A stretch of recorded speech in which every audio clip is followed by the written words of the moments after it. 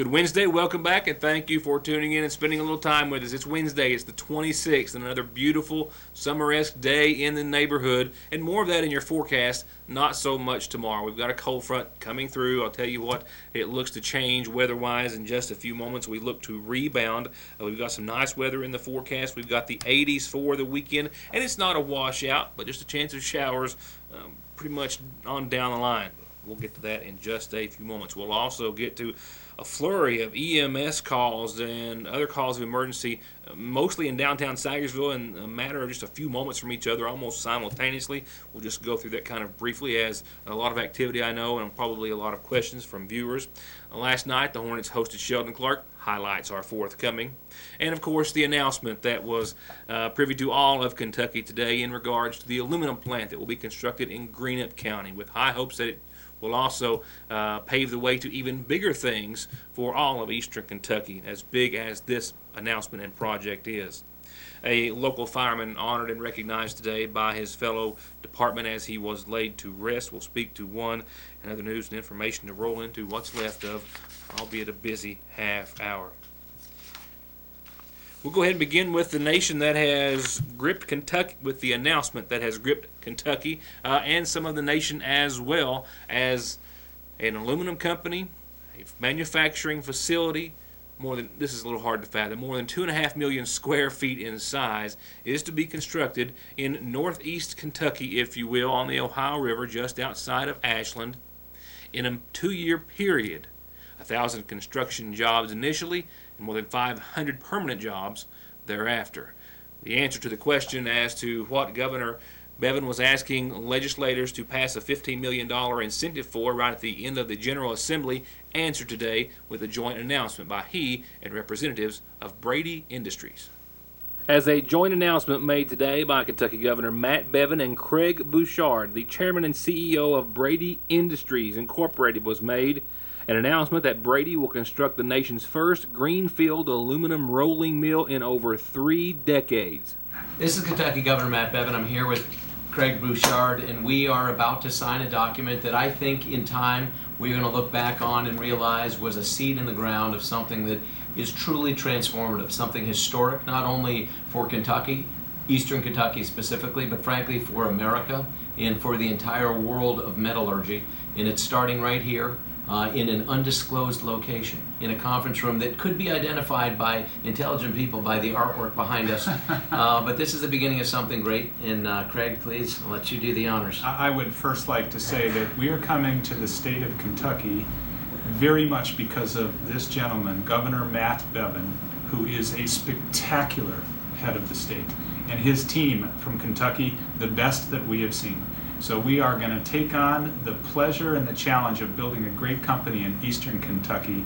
Kentucky, thank you for having us, and today's day one. The Brady Rolling Mill seeks to become the nation's low-cost producer of high-quality auto body sheet aluminum, plate, and ultra-high-strength alloys for the aerospace industry. The mill will open with the capacity of 370,000 tons per year, producing 5, 6, and 7,000 series aluminum sheet and plate products. And Brady is also exploring new scientific nanocrystalline technical advances capable of improving molten metal-based manufacturing.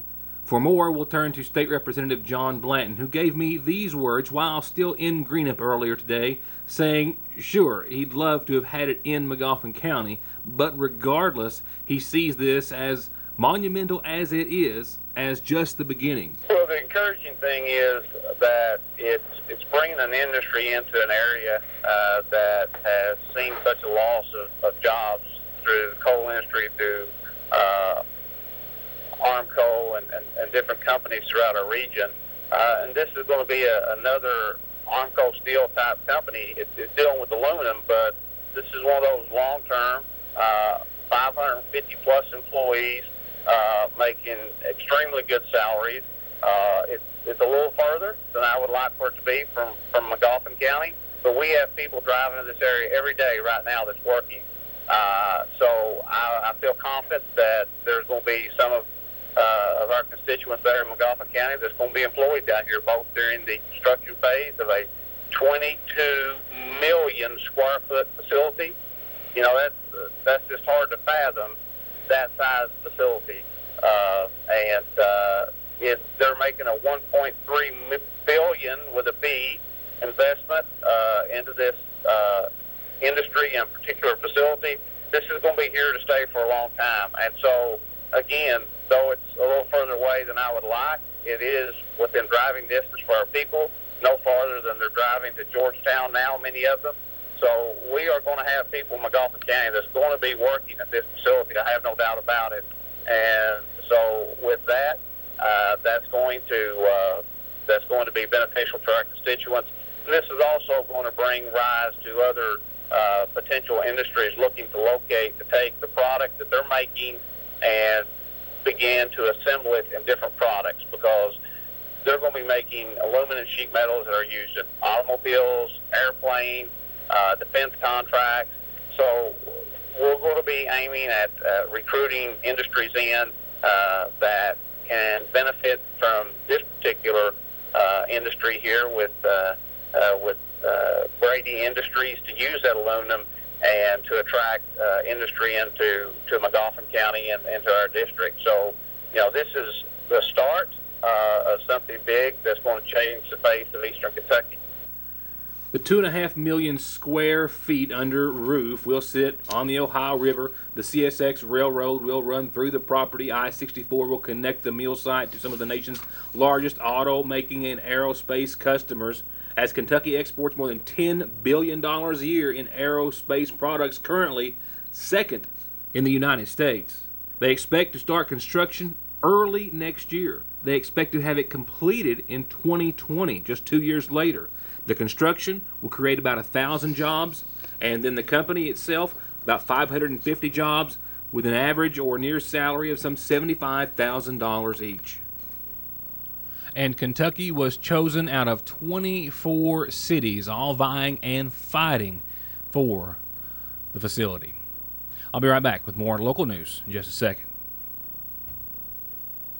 Hello everyone, my name is Mandy Adair. I'm the area coordinator for the National Day of Prayer here in McGoffin County. And I wanted to take a moment to invite you, your pastor, your church to join us at Ramey Park on May 4th from 11 a.m. to 1 p.m. We're going to be joining one another, unified, for the sake of seeking God on behalf of our nation, on behalf of our government, on behalf of our local schools and students. Join us May 4th at Ramey Park from 11 a.m. to 1 p.m. We'll see you there. To get high-speed internet on their state-of-the-art fiber optic network for all of your home and business solutions, or to watch TV without a contract on over 200 digital channels with superb quality, or stay connected with family and friends with 24/7 telephone service you can always depend on, contact Foothills Broadband today. Or just click on their link to the right to find out how they're working to provide the latest in communications at affordable prices with exceptional service at Foothills Broadband. A McGoffin County man was laid to rest earlier today. 80-year-old Columbus Ray Howard, as he was known, recognized by his comrades and the Middle Fork Fire Department, of which he was an early member. Fellow and area firemen honored one of their own today as Ray Howard was laid to rest, taken to his final resting place under the nation's flag and accompanied by his department and others, with the Sayersville Fire Department and Paintsville Fire Department ladder trucks and a caravan of engines leading the way. Howard, a charter and invaluable member of the Middle Fork Fire Department. Very, very loyal to the fire department. You didn't have to tell him to anything. I mean, if it's anything to do and he knew it had to be done, he would do it. When we first started, in a little garage that we had to raise the roof 4 foot to get the old truck in that was given to us by District 3. And we kept talking about, well, we're going to have to raise the roof, we're going to have to raise the roof. And Ray come in one day and said, what's going on? I said, we're talking about raising the roof in the building. He said, you're not going to get it done talking about it. But he was always there. And if the tones dropped, he's usually about the first one there, he'd have the doors open and trucks running. You could always depend on him. But he's going to be missed. Now, I tell you, he sure is. Very friendly, always wanted to talk, and always had a story to tell you. I mean, it's just, it's really going to be hard to we still, last 3 or 4 weeks, or 6 weeks maybe, we talk about him not being there, and about us. I said we should go up and see him and sit and talk with him, because he always sits on the porch. Usually in the summertime, he sits under the little tree there in his yard. And but he's going to be missed, sadly. But very loyal, very dependable. I just hope we got more like him, or get more like him. It was a busy day for rescue and emergency personnel and law enforcement as well, for that matter. In fact, just as I was sitting down or getting ready to produce the program, law enforcement and EMS responding to a call of a female passed out on an ATV on Birch Branch in the Burning Fork area. If there's any more to the story, we'll have that for you tomorrow.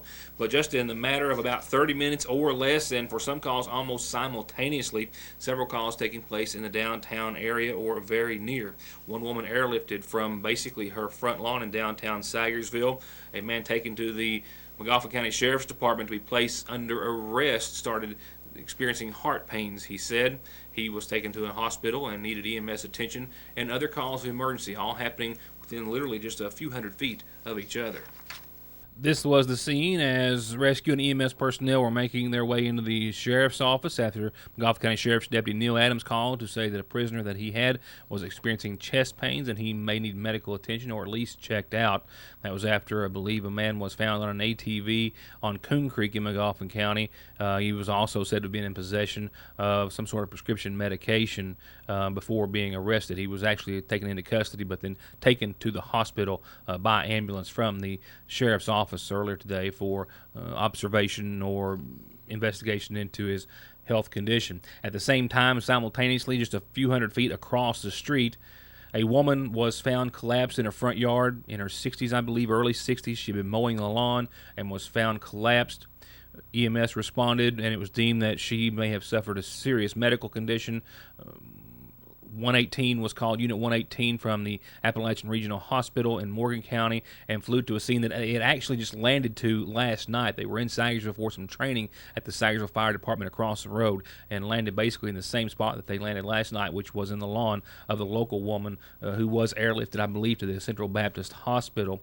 And at the same time as all that, or near to it, a motorist pulled into the Farmers Market area on West Maple Street and was in need of an ambulance for a medical condition. Also on Coon Creek, another EMS call, all happening within either the same time or 30 minutes of each other. Now on to your McGoffin Farm Bureau community calendar. Here is one for you. I saw them putting the banners up today. Big car and motorcycle show set for this weekend, this Saturday, in the McGoffin County Health Department parking lot.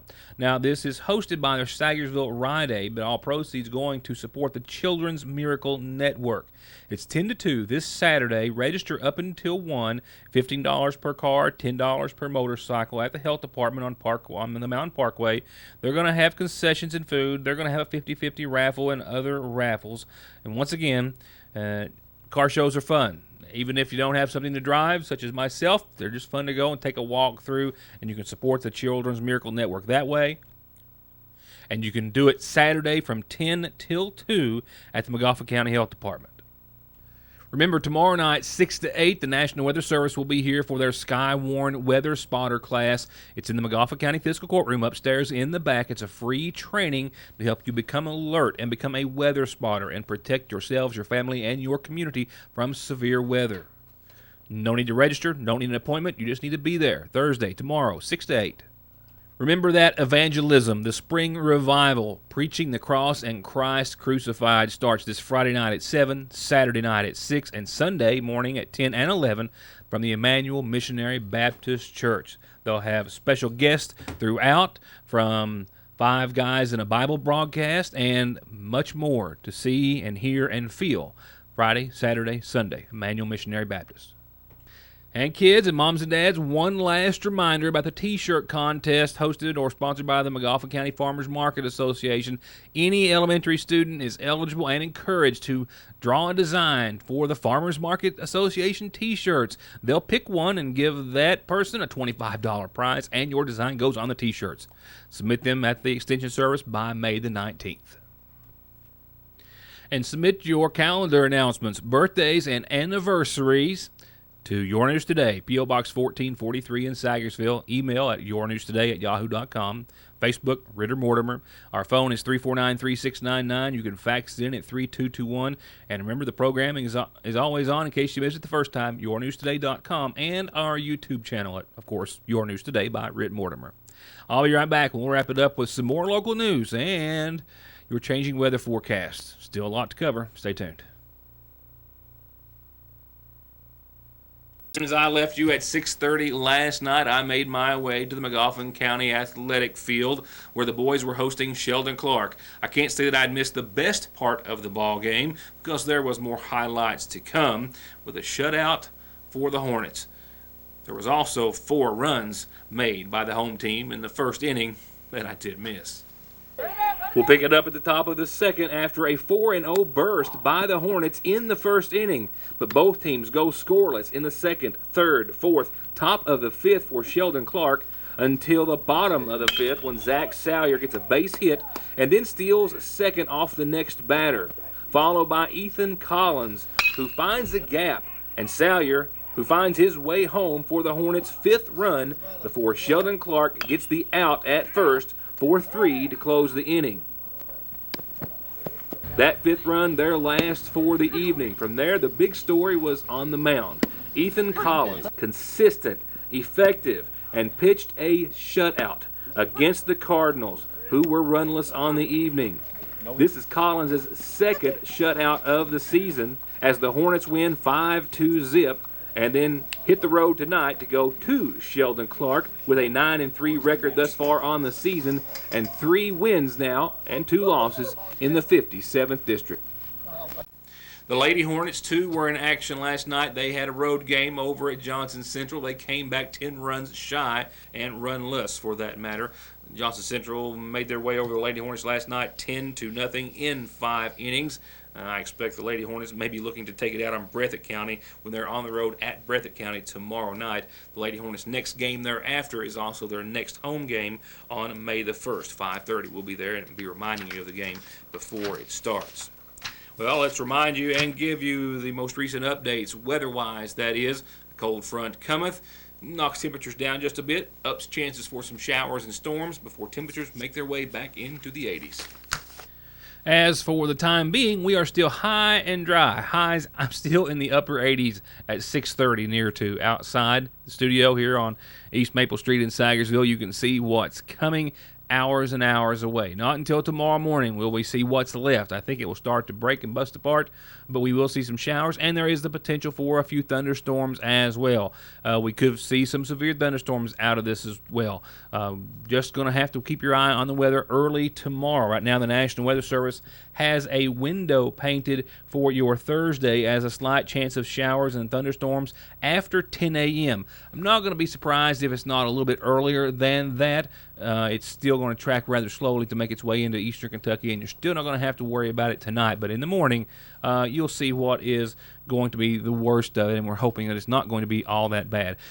Not all of us are also going to see rain at the same time, certainly, or maybe even at all. But some showers and thunderstorms in the picture, and before tomorrow's over, you'll see the sun return. And that should push temperatures up to the mid-70s tomorrow. As for tonight, again, 60, mostly clear, nothing more than a light south wind, 5 to 7 miles per hour. Those showers, possible storms tomorrow, mid-70s, low to mid-50s for nighttime lows. Winds tomorrow will be brisk at times, 8 to 17 miles per hour. And, of course, should we get on any of those thunderstorms, could be just a bit greater. And Friday, back to the 80s we'll go. 83, I think, is where we should see. 62 for nighttime lows. The sun also sticks around, as you'll see it tomorrow evening, and makes its way into Friday as well. A 40% chance of showers. And that's sunny during the day, and those showers aren't until mainly after 9 o'clock Friday night. That's when we could get another hit of some storms and some showers. So Friday, we should see calm, sunny, warm conditions. By Friday night, 9 or 10 o'clock, there's another threat of some showers and thunderstorms that will continue into your Saturday that we'll talk more about tomorrow. as we'll push the mid 80s, my apologies, on your Saturday. Partly sunny skies and a 30% chance of showers still lingering. And then we can't shake a 30 to 50% chance of showers, building from 30 to 50 on your Sunday as well. Still in the 80s, still some sunshine above, but still can't shake the threat of showers and thunderstorms. That will be even more prevalent on your Monday when we have a quite likelihood of some showers and possible thunderstorms. Another front rolls through, and you'll see what it does to temperatures, knocking them down into the low 70s for the first of next week, and the 60s make a return by your Tuesday.